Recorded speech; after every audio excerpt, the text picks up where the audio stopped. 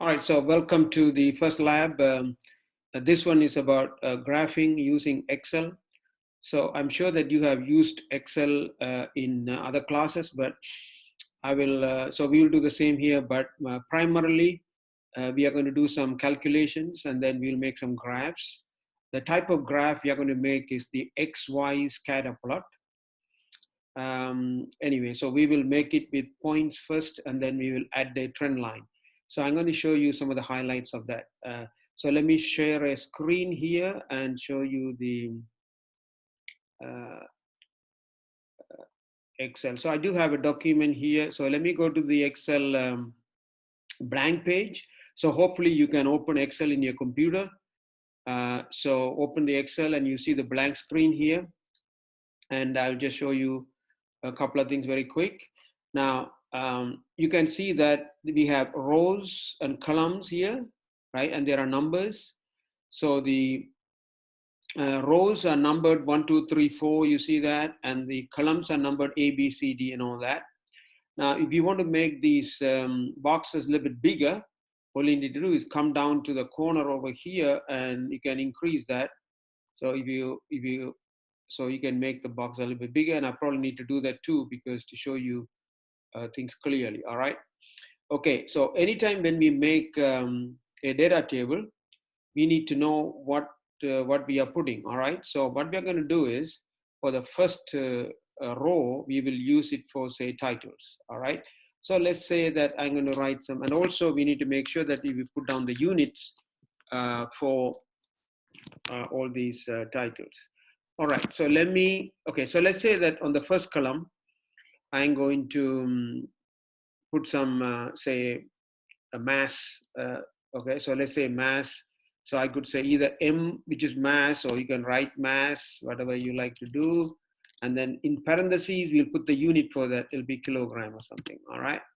Or it could be gram, doesn't really matter. I guess since we are doing lab, let's put it in grams anyway. All right.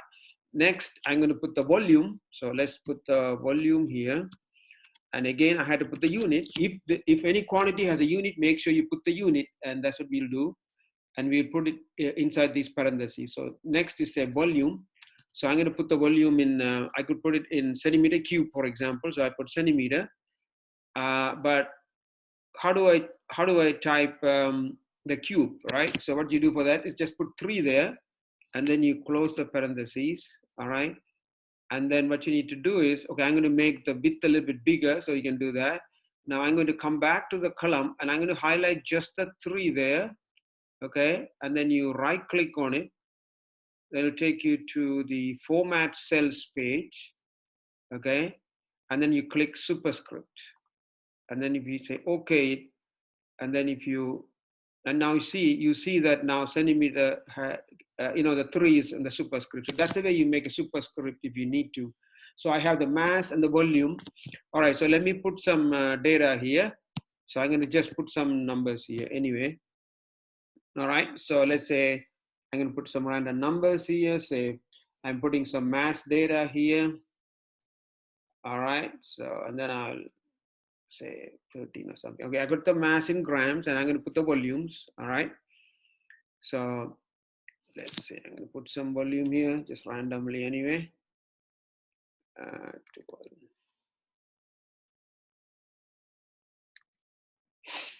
All right.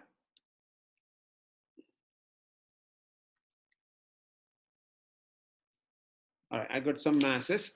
Sorry, I've got the volumes. Okay, so now let's say I like to calculate the density, right?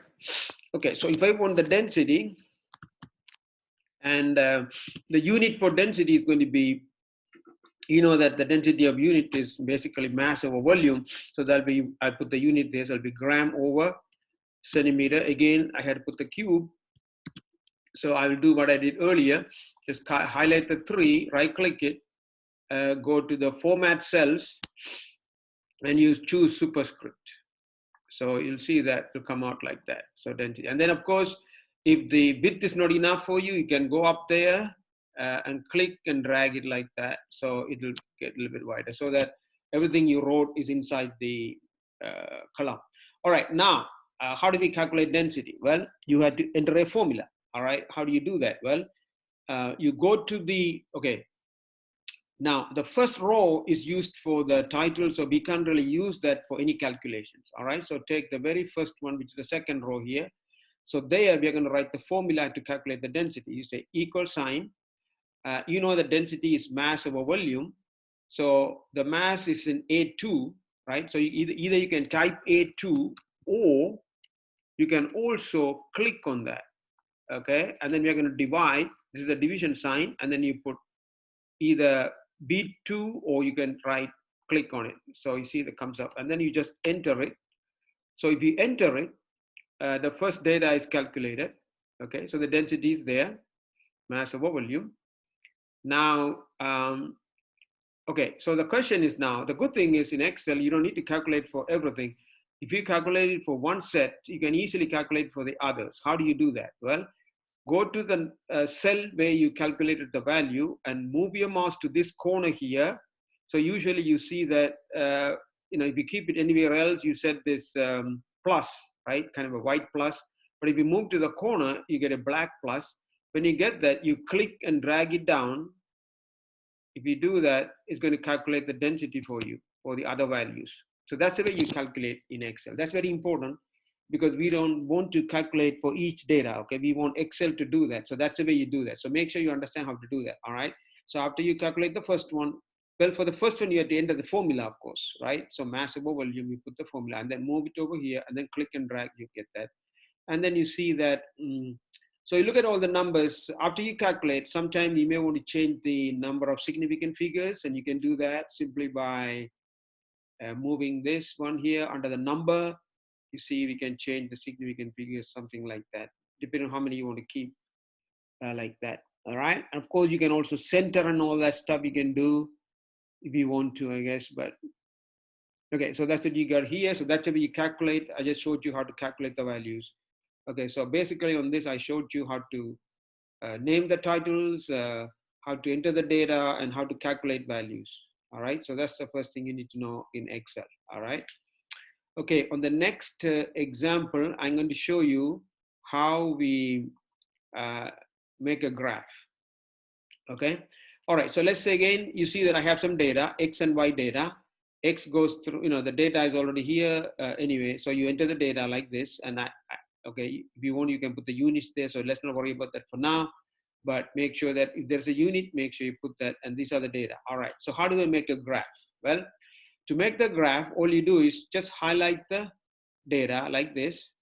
You can click and drag, and then you go here, click insert, and then you go here. By the way, that the type of graph we are going to make is the scatter plot, which will be right here.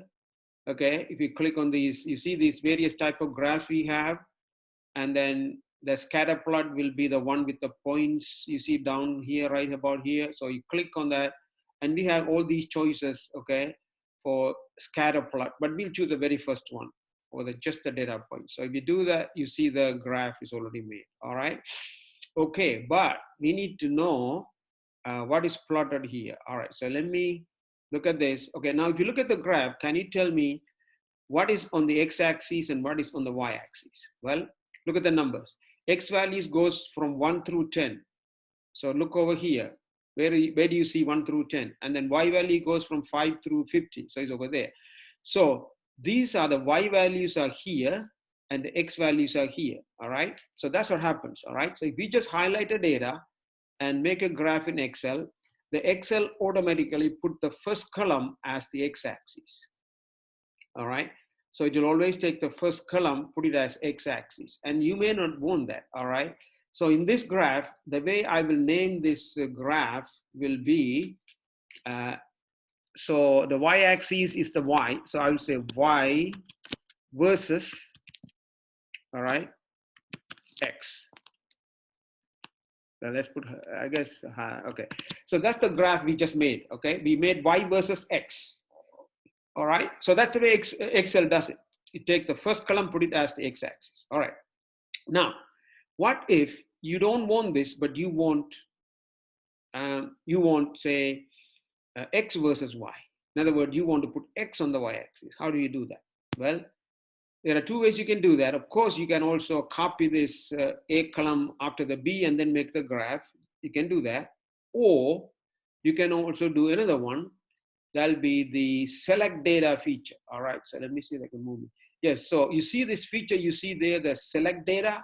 If we click on that, this will pop up and you can change the X and Y values. All right, okay, so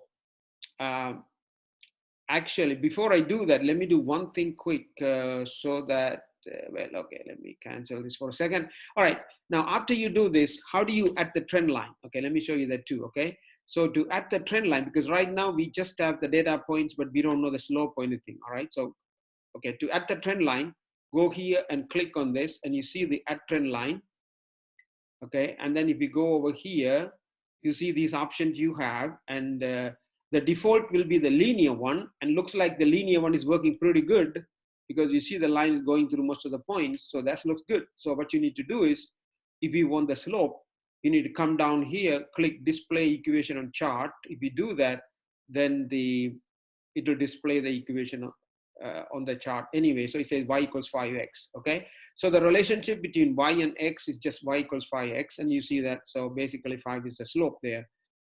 Anyway, so you got that, all right? Okay, now let's get back to the one I mentioned to you. Like, let's say that you don't want to plot y versus x, but you want to plot x versus y. How do you do that, right? Now, as I told you earlier, you can copy A after B and make a graph, okay? You can do that, or let me show you a better way of doing that, all right? So the other way to do it, you click this select data, all right? Then what you could do is, you can come over here and change the x values, all right? So to change the x values, you see the x values, see the numbers, just click on that and then go over here. Now you want this on the x-axis, so highlight the x-axis values, and then you just click this again like that. So you change the x values. Now go to the y values, click on that, come over here, you want this on the y-axis, highlight that and click it here, and then just okay it.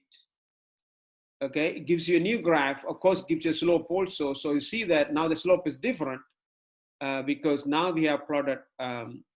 Actually, I need to change the name because you know, this was sitting in the old name, I think. All right, so the name is not right now. Right now, it should be because we did put x on the y-axis. Okay, so this should be changed. All right, so I'll change this to x versus y. And then you see the slope is different now. And also you can see that x values 1 through 10 is on the y-axis here, okay? So x versus, so that's the way you make different graphs, and you probably need to know how to do that, especially with the temperature conversion exercise you will do in the lab. All right, next I want to show you is another example here about how to make a graph, mainly nonlinear graph, and also how to find the values of the constants. All right. Okay, so again, I have an example here. You have many like this in your handout. So this particular one, x and t are the data or variables given below. First column is the t in seconds, time, and x is the displacement, I guess, x. And the equation, they also give you the equation how these are related. X equals at plus bt squared. And basically using the data, they want you to figure out the values of the constants a and b with units. All right. Okay. Now, of course, you can take one data point 2 and 38, plug it in, you get one equation, put another one, you know, two simultaneous equation, you can solve it. But that's not the point, because we are trying to use the whole data points to come up with the values. Okay. We don't want to rely on just 1 or 2 data points to get these constants. Okay. All right. So how we do this? Well, first thing what we need to do is to make the graph. Okay. So all you do is highlight the 2 data points just like that. Okay, so of course in this case we're going to put the x on the, sorry, t on the x-axis. That's okay. Let's try what happens. Okay, so highlight the data points, go to insert, and you're going to do xy scatter plot, and let's choose the very first one. Okay, so here's the graph. All right, now you know that it put the time on the x-axis and the x on the y-axis. Of course you can, when you make a graph like that, make sure that you name the chart title and you name the axis names and all that. You need to do that. Okay. All right. But now the question is, how do we put a trend line here? Let me do that. All right. If you want, I can change the name here. So the chart title is actually what we have is X versus T. That's what we have. So I just changed the title. All right. Later on, you will see how to name the axes, I guess, because we have to put the names for this. Okay. Now, let me try a trend line now. So you click, right click on this, and you go to add trend line. All right. And then you see that all these are popping up. Okay. All right. So, of course, Excel always starts with a linear one. Now, because Excel puts doesn't mean you can just choose that. Okay, look over here and see how they fit. Okay, so look at the linear line, which is the blue line, broken line goes like that, and the data points are like that. So you see that it's not a good fit. Okay, the data points are not going through the fitted line. So this is a very bad fit. So we can't use this. All right, so try a different one. All right, go to, let's try the logarithmic. Click on that. No, this is also not good, because you see the line, it puts it completely off from the point. If you want, you can also try the exponential. No. All right, so we tried exponential, linear didn't work, logarithmic didn't work. Okay, so next, of course, polynomial. Let's try polynomial. It looks like polynomial is pretty good. You can see that most of the data points are go through that. And of course, in the case of a polynomial, you can also choose the order. 2 is the minimum order, I guess. It works for us. So you can see all the points are going through that. So we'll leave it there. And some others also might work. Like if I try power, power is not quite right, because you see that in the top is slightly different. So polynomial is probably the best bet here. Okay, so if the fit is good, right, the line it puts goes through most of the points. And then what you could do is you can display the equation on chart, okay? Otherwise, don't display the equation. All right, click on display equation. It goes up like that. So it puts this particular equation here. So the question is, I hope you can see this anyway. Now, what do we get out of this fit? Okay, so Excel took our data, made a fit, it give you these values you have, all right? So you can't just take just everything the computer gives you, all right? If you look very carefully in this case, let me see if I can make the font a little bit bigger here. Let me see. I think I need to go to home, and then I'm probably able to see the font, I think. Yeah, here we go. So I make it a little bit bigger so you can see better. Okay, that's better. You can see better. All right, so here's the fit you see in this case. All right. Now, first look at the fit. Okay, it says Y. That's fine, because we did plot Y on the Y-axis, and X is there. That's good. And then another X there. But what do you think about this number 1 e to the negative 11? Okay. Now, e is for 10 to the power. So negative 11 means 1 times 10 to the negative 11. So how much is that? Well, that's going to be 0.00000000, maybe 11 zeros and then 1. So that means it's almost 0, okay? Technically in math, you may know that 0 means it's not really 0. It's a very, very small number, okay? So basically what we should do is we should delete this number, the last number you see, because it doesn't make any sense. All right, check it out. So it's gone. So that's the fit we get.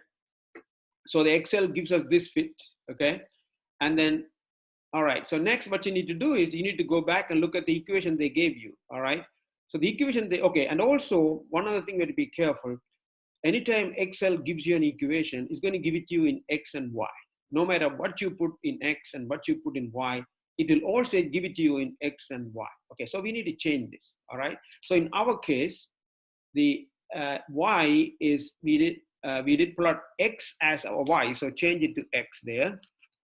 And then our X is actually T, so and it's a little bit confusing because I'm trying to change X and T, so you change it T. And then also change the other one also to T. So here's the equation. So now we have the right equation you see, Excel gave us.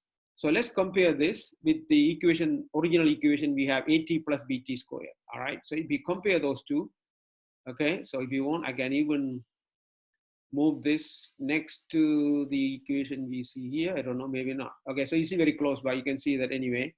So the question is, can we figure out the constants A and B from this? Okay, okay, where do you see A here? A, we are seeing it with the T term. So go over here, we see 5. So that means we can say that A is equal to, well, I think I have, so A is equal to 5. Okay, all right, so how much is B then? Well, B term is the t squared term, so B should be 7. So we got the values of A and B, okay? Now next, how do we figure out the unit? So that's the main thing. Also, you should know how to figure out the units, all right? Because even though these are constants, some of them may not have unit, but some of them, they do have unit. So we have to make sure you put the unit for that, all right? So how do we figure out the unit? Well, to figure out the unit, what we use is a technique called dimensional analysis, all right? Meaning the dimensionally, the unit need to match both sides. Okay, so if you look at the equation we have, all right, so 7 is the of a B here, right, and 5 is the A there. So what we are saying is we know the unit for X. They gave you the unit for X. Is that correct? Now X is in, what's the unit for X? Wait, I'm going to make this a little bit bigger. All right, what's the unit for, so I'm going to do it over here in this box. Now you know the unit for X. X is in meters, all right? Okay, so that means if you look at the equation here, on the left-hand side, the unit is meter, and the right-hand side, we have two terms, and we are adding. So each of the terms should have the same unit, meter. Otherwise, you can't add, all right? So that means the unit for 5t is also meters, all right? So if we just follow the meters, all right, I have, so meter is equal to 5t, but t has a unit of second, okay? All right, so that means the unit for 5 should be meters over second, okay?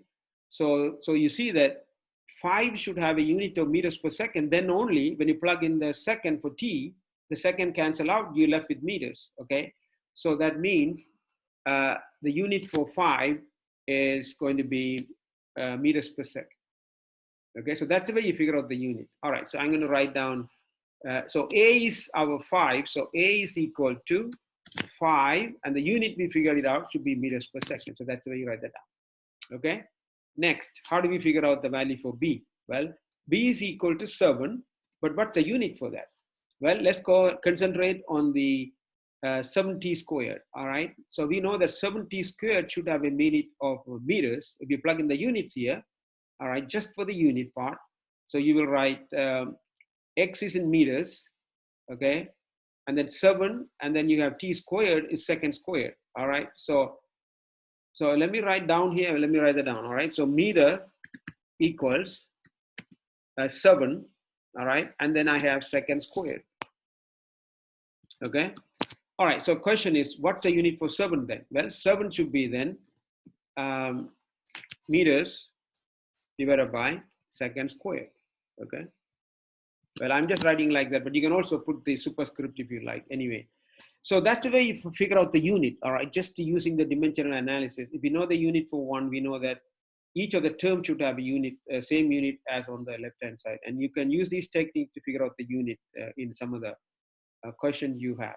I think these are the major part you need to know to do the lab. And